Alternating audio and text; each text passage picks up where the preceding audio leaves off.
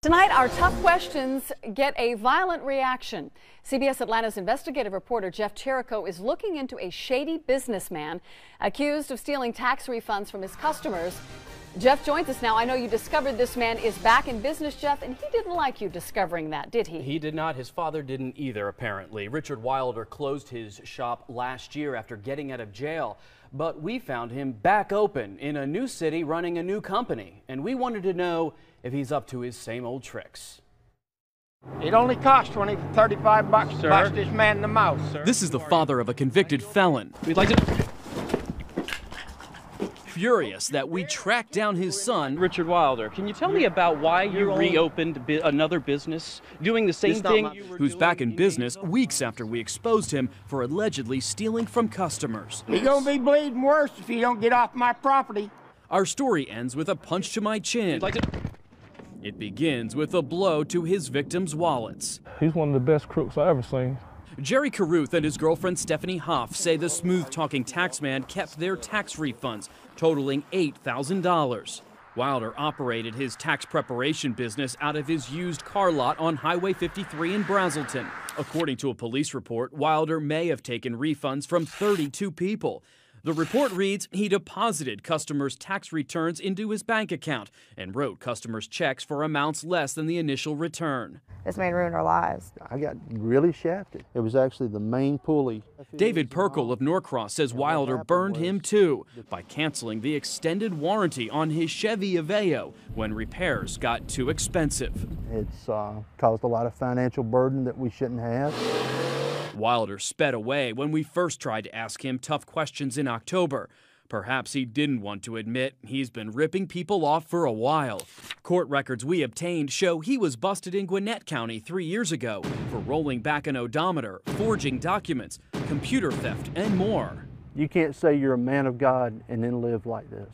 We learned the state ordered Wilder to shut down his used car lot in Lawrenceville several years ago because he didn't have a license. But that didn't stop him. Wilder's family just opened a new dealership in Brazelton.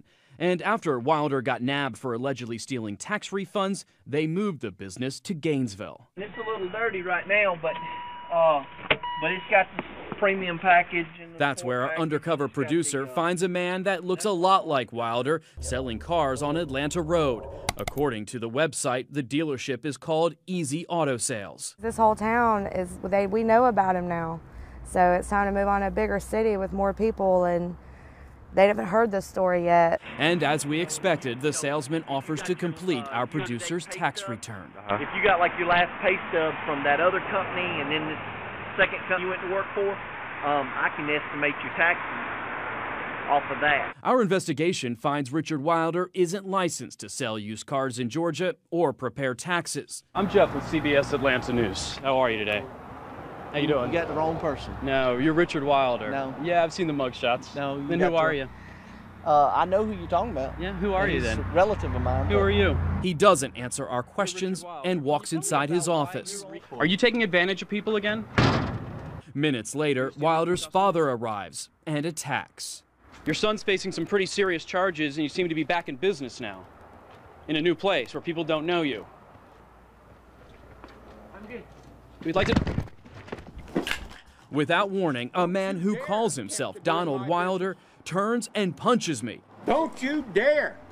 Now you better get your and get it gone before that man gets here.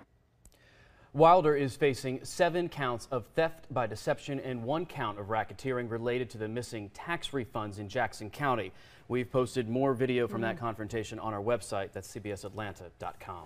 And Jeff, there's no agency that's overseeing tax preparers, right? I mean, I think it would be a good rule of thumb not to get your taxes done where you buy your car, but there's no one sort of overseeing it, right? The IRS has tried to implement a licensing for tax preparers. A court just ruled within the past few days that that's illegal. The IRS is trying to fight that to give consumers an opportunity to go to a database and find a licensed and authorized tax preparer. But right now, there isn't anything like that. They're not getting taken. Exactly. All right, Jeff, thank you. More information on that before you hire someone to complete your tax return.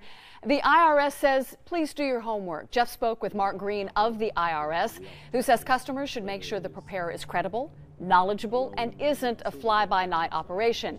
He recommends you look for these red flags. Probably one of the biggest warning signs that we have heard of is that where individuals enter an establishment and the tax preparer tell them that they can give them the largest refund they ever had received, even without looking at their tax documents. Another one, of course, is if a pay preparer does not sign the return. Mr. Green says no preparer should receive your check or deposit it into their account.